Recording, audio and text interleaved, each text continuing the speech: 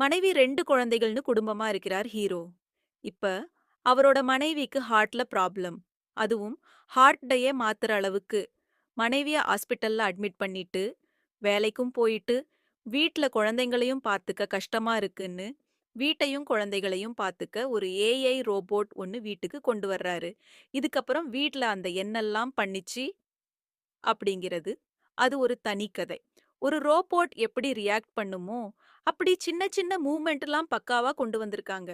ஹீரோவா நடித்த மிச்சேல் மோரோன், அவர் மனைவியா நடித்த மடாலின் சீமா, குழந்தை மாடில்டா ஃபிர்த் என அனைவரும் நல்லா நடிச்சிருக்காங்க.